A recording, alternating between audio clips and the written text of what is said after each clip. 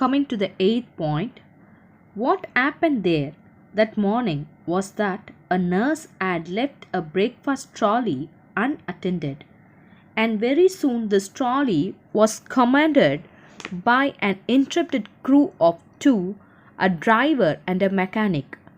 The mechanic provided motor power by galloping along behind the trolley with his head down, while the driver, seated on the mower back, held on with one hand and steered by scraping his foot on the floor. The choice of roles was easy because the mechanic was totally blind and the driver had only one arm. What happened there that morning was that a nurse had left a breakfast trolley unattended. So இந்த doctor வந்து heart surgeon அப்படின்றதுனால அந்த கேப்டவுனில் இருக்க red cross ஹாஸ்பிட்டலுக்கு வந்து போயிருக்காரு. அப்போ போகும்போது அங்கே ஒரு இன்சிடெண்ட்டை பார்க்குறாரு. என்ன இன்சிடெண்ட்டை பார்க்குறாரு அப்படின்னா, அந்த காலை தருணத்தில் அங்கே வந்து ஒரு ட்ராலியானது வந்து இருக்குது. அந்த ட்ராலியானது அங்கே பார்க்குறீங்கன்னு நினைக்கிறேன். ஒரு ஒயிட்டில் வந்து அங்கே கேக் பிஸ்கெட்ஸு இல்லை அவங்களுக்கு தேவையான மெடிசன்ஸு அது இருக்கிற மாதிரி அந்த செகண்ட் பிக்சர் அங்கே கொடுத்துருக்காங்க பாருங்கள். அது பேர் தான் வந்து ட்ராலி. ஸோ அதில் வந்து பிரேக்ஃபாஸ்ட்டு, அந்த பேஷண்ட்ஸ்க்கு தேவையான பிரேக்ஃபாஸ்ட் எல்லாமே இருக்குது. அதை அந்த நர்ஸ் வந்து எடுத்துகிட்டு வந்து பாதியிலே எங்கேயோ வச்சுட்டு போயிட்டாங்க. இதை வந்து அந்த பசங்க எடுத்துக்கிட்டு என்ன பண்ணுறாங்கனாக்கா, and very soon this trolley was commented by an interrupt அப்படின்னாக்கா it's nothing but a bold and daring, ரொம்ப தைரியமாக. க்ரூ ஆஃப் ட்ரூ அப்படின்னா, க்ரூ அப்படின்றது எங்கே நம்ம சொல்லுவோம் அப்படின்னா ஷிப்புக்கும் ஹேர்கிராஃப்ட்டுக்கு மட்டும்தான் அந்த க்ரூ அப்படின்ற வேர்டை நம்ம யூஸ் பண்ணுவோம். அதை ட்ரைவ் பண்ணுறவங்களுக்கு பேர். இங்கே வந்து இவங்களுக்கு வந்து இந்த ரெண்டு பசங்களுக்கு வந்து க்ரூ ஆஃப் ட்ரூ அப்படின்னு சொல்லியிருக்காங்க. அ driver and a mechanic. The mechanic provided motor power by galloping along behind the trolley. So அந்த ட்ராலியை வந்து தள்ளக்கூடியது வந்து யாராக இருக்குது அப்படின்னா அந்த மெக்கானிக். அந்த மெக்கானிக் தான் வந்து அந்த ட்ராலியை வந்து தள்ளுறான். இன்னொருத்தன் வந்து என்ன பண்ணிகிட்ருக்கான் அப்படின்னாக்கா உக்காந்துட்டு வரான். ஏன் உக்காந்துட்டு வரான் அப்படின்னாக்கா, ஏன் பாருங்கள், அதுவும் எப்படி அவன் உட்காந்துட்டான், while the driver seated on the mower deck held on with one hand and steered by scraping his foot on the floor. அவன் தான் வந்து அந்த கீரை வந்து புல் பண்ணுற மாதிரியும் அவன் வந்து ஒத்த காலை வச்சு தள்ளுற மாதிரியும் இது பண்ணியிருக்கான். The choice of roles was easy because the mechanic was totally blind. So அவன் வந்து என்ன பண்ணுறான், தள்ளிட்டு மட்டும் வர்றது மட்டும்தான் அவனோட வேலையாக இருக்குது. ஸோ அதனால் அவன் வந்து பிளைண்ட் அப்படின்றாங்க. பட் அங்கே உட்காந்துட்ருக்கவன் அந்த டிரைவர் வந்து எப்படி இருக்கான் அப்படின்னா ஒன் ஆர்ம்ட். அதனால தான் ஒரு இதை பிடிச்சிக்கிட்டோம், இன்னொரு இது வந்து தன் கால் மூலியமாக அதை உந்தி அவன் அதை வந்து ட்ரைவ் பண்ணிட்டு போகிறான் அப்படின்னு சொல்கிறாங்க. It's a galloping along behind the trolley அப்படின்றது nothing but like a horse walking. அதை தான் வந்து கேலப்பிங். அந்த ஹார்ஸ் நடந்து வரும்போது அந்த சத்தம் கேட்கும், அதை வந்து கேலப்பிங்னு சொல்லுவாங்க. அந்த மாதிரி இந்த ட்ராலியை வந்து தள்ளிட்டு வர்றது வந்து அந்த மாதிரி ஒரு சத்தம் கேட்குது.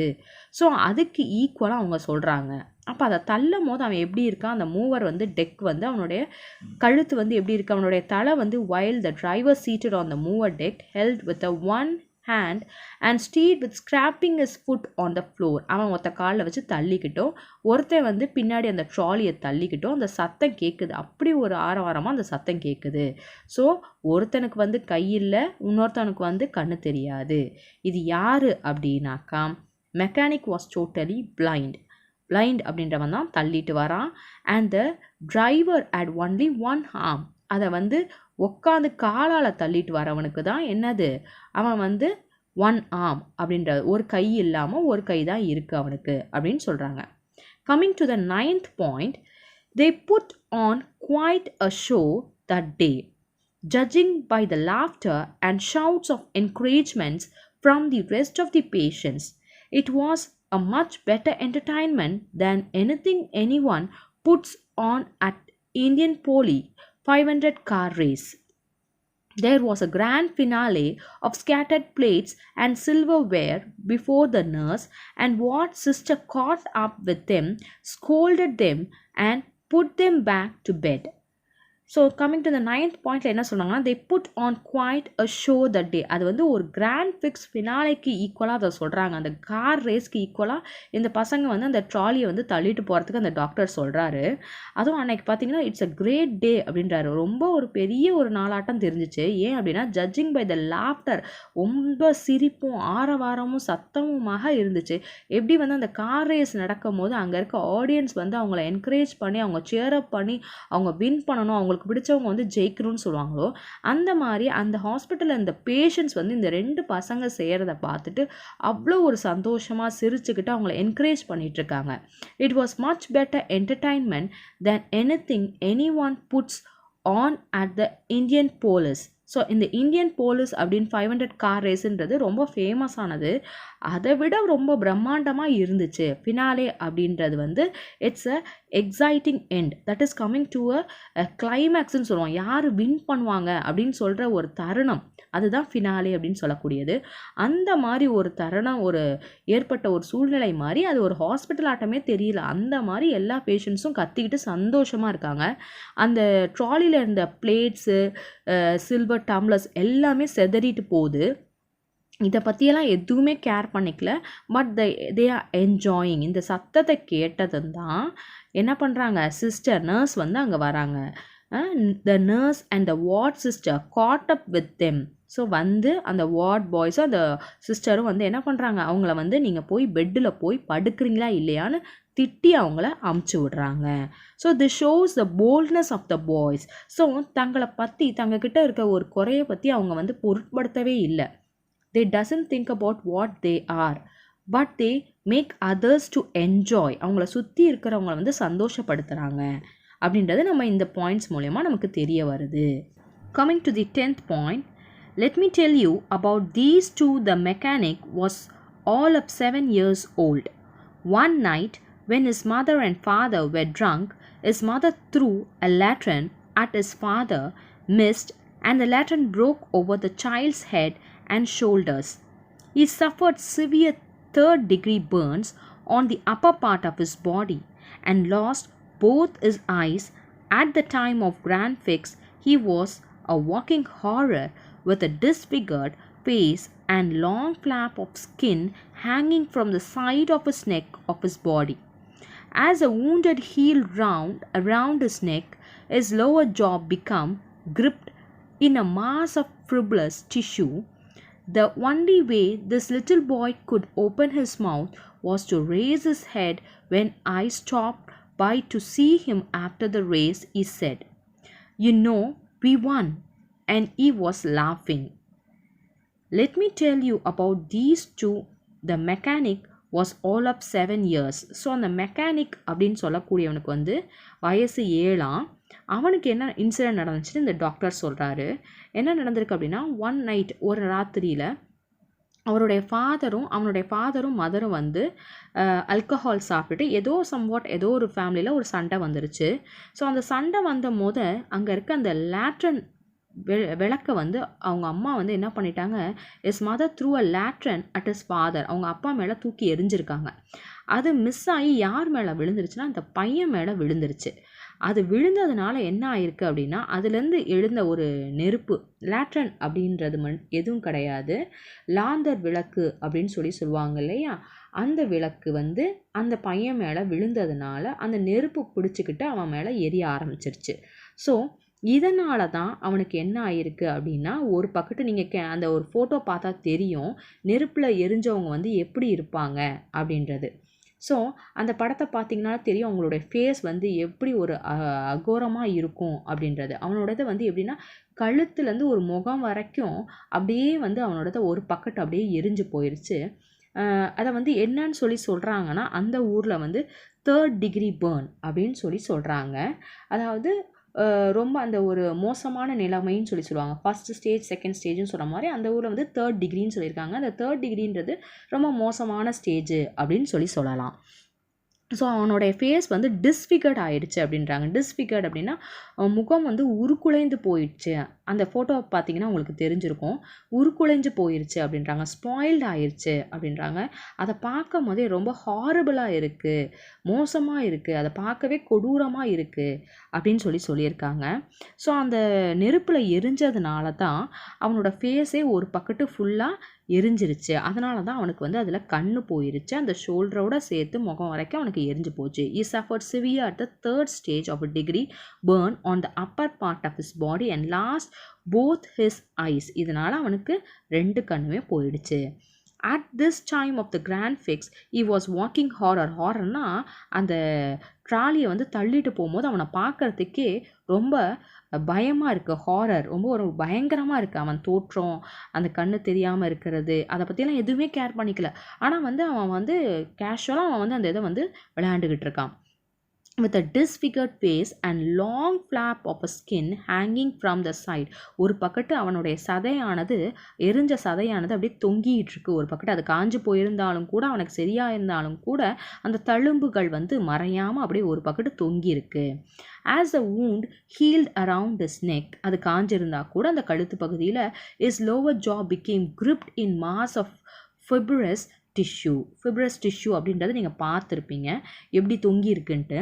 The only way this little boy could open his mouth, அவன் சப்போஸ் எதுவும் சாப்பிடணும்னு நினச்சா கூட அவன் எப்படி தான் வாய் திறக்க முடியும் அப்படின்னு பார்த்தீங்கன்னா, was to raise his head. அவன் தலையை தூக்கி தான் அதுக்கப்புறம் தான் அவன் வாயை திறக்க முடியும் அப்படின்னு சொல்கிறாங்க. இதெல்லாம் ரொம்ப கொடுமையானது அப்படின்னு சொல்லி அந்த டாக்டர் சொல்கிறாரு. when I stopped by to see him after the race, அவன் இதை செஞ்சுட்டு போயிட்டுருக்கதை அவனை பார்த்ததும் அவன் என் கிட்டக்க வந்து என்ன சொல்லிட்டு போகிறான்னா, இன்னும் அவன் நான் தான் நிற்கிறேனான்னு கூட அவனுக்கு தெரியாது, பட் யாரோ நிற்கிறாங்க அப்படின்னா அவனுக்கு தான் வந்து கண்ணு தெரியாது. ஸோ அவன் யாரோ அங்கே நிற்கிறாங்கன்றது மட்டும் அவனுக்கு தெரியுது. he said, you know we won. உனக்கு தெரியுமா, உங்களுக்கு தெரியுமா, நாங்கள் வந்து ஜெயிச்சிட்டோம். இந்த ட்ராலியை வந்து ஒரு கிராண்ட் ஃபிக்ஸ் கார் ரேஸ்க்கு ஈக்குவலாக அவங்க நடத்திட்டு இருக்காங்க. ஸோ நாங்கள் ஜெயிச்சிட்டோம் அப்படின்னு சொல்லி ரொம்ப சந்தோஷமாக சொல்கிறான் சிரிச்சுக்கிட்டே. To the 11th point, the trolley driver I knew better a few years earlier.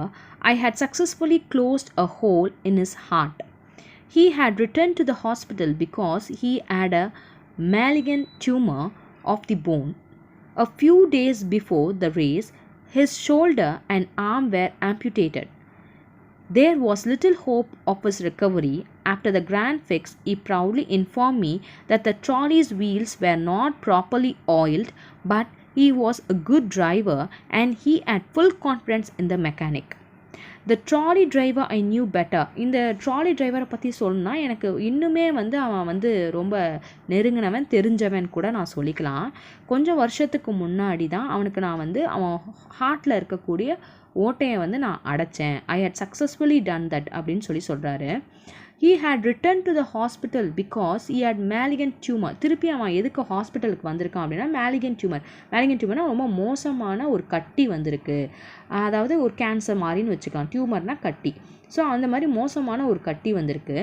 அதனால தான் வந்து என்ன பண்ணாங்க, அதுவும் எங்கே வந்திருக்கு அப்படின்னா போனில் வந்திருக்கு. A few days before the race, his shoulder and arm were amputated. அந்த ஷோல்டர் கிட்ட இருக்க அந்த ஆர்மை வந்து அதனால் வந்து என்ன பண்ணிட்டாங்க, ஆப்ரேட் பண்ணி எடுத்துட்டாங்க. அவன் கை அதனால தான் இல்லாமல் போச்சு அப்படின்னு சொல்கிறாங்க. his shoulder and arm were amputated அப்படின்னாக்கா வெட்டி எடுக்கிறது, ஓகேவா, அந்த மாதிரி அவனுக்கு வெட்டி எடுத்துட்டாங்க. There was little hope of his recovery. But ஆனால் இன்னமும் அவன் சரியாயிருவான் அப்படின்ற ஒரு நம்பிக்கை இருக்குது. After the grand fix he proudly informed me that the trolley's wheel were not properly oiled. இந்த கிராண்ட் ஃபிக்ஸ் நடந்து முடிஞ்சதுக்கப்புறம் அவன் என்ன சொல்லிட்டு போகிறான்னா, எங்கனை பார்த்து அந்த ட்ராலியில் இருக்கக்கூடிய அந்த வீலில் வந்து சரியாக ஆயில் போடலை, இல்லைனா இன்னும் நல்லா ஓட்டியிருப்போம் அப்படின்ற மாதிரி அவன் சொல்கிறான். But he was a good driver. அவன் வந்து கரெக்டாக அந்த டிரைவர் என்ன செய்யணுமோ அந்த வேலையை கரெக்டாக செஞ்சான். and he had full confidence in the mechanic. அதே மாதிரி அவனை தள்ளி வழி நடத்திட்டு போகிறவன் மேலேயும் நல்ல ஒரு கான்ஃபிடென்ட்டாக இருந்தான். கான்ஃபிடென்ஸ் அப்படின்னா அவன் மேலே நல்ல நம்பிக்கை இருந்துச்சு அப்படின்னு சொல்கிறான். Coming to the 12th point, suddenly I realized that these two children had given me a profound lesson in getting on with the business of living, because the business of living is joy in the real sense of word, not just something for pleasure, amusement, recreation. The business of living is a celebration of being alive.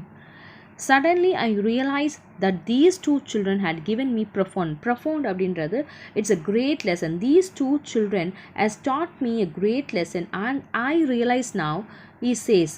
அந்த doctor வந்து சொல்கிறார், it made me to realise, அதாவது வாழ்க்கைனா என்ன அப்படின்றது வந்து எனக்கு உணர்த்திட்டாங்க. இந்த ஆக்சிடெண்ட் நடந்ததுக்கு அப்புறமேட்டு நான் வந்து ஏன் எனக்கு மட்டும் இந்த துயரம் நடக்குது அப்படின்னு நினச்சிக்கிட்டு இருந்தேன். ஆனால் இந்த குழந்தைங்கள்லாம் பார்த்ததுக்கு அப்புறமேட்டு எனக்கு வந்து இதெல்லாம் ஒரு பெரிய விஷயம் கிடையாது அப்படின்றது எனக்கு தெரிய வந்துச்சு. ஸோ இது taught me a lesson in getting on with the business of living. Business of லிவிங்னா குடுக்கல் வாங்கல். எல்லா நேரத்துலையும் வந்து சந்தோஷம் இருக்கும்னு சொல்ல முடியாது. எதையாச்சும் ஒன்று கொடுத்தாக்கா திருப்பி வந்து அதுக்கு ஒரு ரிட்டர்ன்ன்றது இருக்கும். அதே மாதிரி இங்கே வந்து சந்தோஷம், துக்கம் இது எல்லாமே வந்து திரும்ப திரும்ப வந்துட்டு தான் இருக்கும். சரி, கொடுப்பாங்க, வாங்குவாங்க. இந்த மாதிரி தான் business of life. Because the business of living is joy in the real sense. சந்தோஷம் மட்டுமே உண்மையான வாழ்க்கைன்னு சொல்லிட முடியாது. அதில் வந்து துன்பம் வரலாம், துயரம் வரலாம், எல்லாத்தையுமே வந்து நம்ம அனுபவித்து கடந்து தான் போகணும் அப்படின்றது. இந்த 2 பசங்க அவங்களுக்கு ஏற்பட்ட எவ்வளோ துயரங்களாக இருந்தாலும் அதெல்லாம் மறக்கடிச்சிட்டு ரொம்ப சந்தோஷமாக இருக்கிறத பார்க்கும்போது நமக்கு ஏற்பட்டதெல்லாம் ஒன்றுமே இல்லை அப்படின்னு தெரிய வருது. Coming to the 13th point, I had been looking at suffering from the wrong end. You don't become a better person because you are suffering, but you become a better person because you have experienced suffering. We can't appreciate light if we haven't known darkness, nor can we appreciate warmth if we have never suffered cold. These children showed me that it's not what you have lost that's important. What is important is what you have left. I had been looking at suffering from the wrong end. அதாவது so far I have seen the life in a wrong direction அப்படின்னு சொல்லி இந்த doctor சொல்கிறார். நான் வந்து இது வரைக்கும் suffering அப்படின்றது என்னன்றதே தெரியாமல், அது உண்மையான அர்த்தம் என்னன்னே புரியாமல் அதை ஒரு ராங் டைரக்ஷன் வந்து பார்த்துட்டேன். நான் பார்த்தது தான் ராங்கு அப்படின்னு சொல்லி அவரே சொல்லிக்கிறாரு. You don't become better person because you are suffering. நீ வந்து சஃபர் ஆன அப்படின்றதுனால வந்து it doesn't mean that you are undergoing suffering, but how these suffering made you to overcome these sufferings made you a better person in the society. So இந்த sufferings மூலியமாக நீ என்ன கற்றுக்கிட்டு வெளியே வந்த அப்படின்றத, அதை எப்படி சர்வைவ் பண்ண, அதுதான் வந்து உன்னை ஒரு நல்ல பர்சனாக இந்த சொசைட்டிக்கு காட்டும் அப்படின்றத வந்து சொல்லியிருக்காங்க. We can't appreciate light if we haven't know darkness. So இருட்டு தெரியாதவரால் வந்து இருட்டை வந்து அப்ரிஷியேட் பண்ண முடியாது. அதாவது அது எப்படி இருக்குன்னு தெரியாதவங்கள்ட்ட போய் நீ வந்து சொன்னீன்னா வெளிச்சத்தை பற்றின உண்மை என்னன்றதே அவங்களுக்கு தெரியாமல் போயிடும். இருட்டு இதுதான் அப்படின்றது தெரிஞ்சவங்களுக்கு தான் லைட்டை பற்றினது, லைட்டோட அருமை புரியும். அதே மாதிரி தான் nor we can appreciate warmth if we have never suffered cold. நீ கோல்டை வந்து அனுபவிக்காமல் இருந்திருந்தனா நீ வந்து வார்ம்த்தோட உண்மை என்னன்னு உனக்கு தெரியாமையே போயிருக்கும். வார்ம்னா எப்படி இருக்கும், அது அந்த கோல்டு மூலியமாக நம்ம வந்து எப்படி வார்ம்த் ஆகிக்கலாம் அப்படின்றது உனக்கு தெரிய வந்திருக்கும். நீ இது ரெண்டையுமே தெரியாமல் இருந்தீன்னா ஒன்றுமே பண்ண முடிஞ்சிருக்காது. These children show me that it's not what you have lost that's important. So நீ எதை இழந்த அப்படின்றது முக்கியமே கிடையாது. நீ என்ன இழந்த அப்படின்றது does not important, that's not a matter. But என்ன விட்டுட்டு போகிற, what you left while you go from this world is important. நீ இந்த உலகத்தை விட்டு போகும்போது எதை வந்து நீ விட்டுட்டு போகிற அப்படின்றது தான் ரொம்ப important. These 2 children taught me through this lesson. இவங்களை பார்க்கும் போது எனக்கு ஒரு பாடம் கற்றுக்கிட்டேன் இவங்ககிட்டேருந்து அப்படின்னு டாக்டர் பெர்னார்ட் வந்து ரொம்ப பெருமையாக வந்து அதை சொல்கிறாரு. What is important is what you left. நீ எந்த இதை வந்து நீ விட்டுட்டு போகிற, உன்னை இதை நினைக்கும் போது அதை நினைக்கும் போதே இது நீ தான் அப்படின்றத அவங்களுக்கு தோணணும். அந்த மாதிரி ஒரு விஷயத்தை நீ வந்து பண்ணிட்டு போகணும் இந்த உலகத்துக்கு அப்படின்னு தன்னுடைய ஸ்பீச் மூலியமாக அவர் சொல்லி முடிக்கிறாரு. So till here the lesson gets over. Let us meet in the next class, girls. Thank you.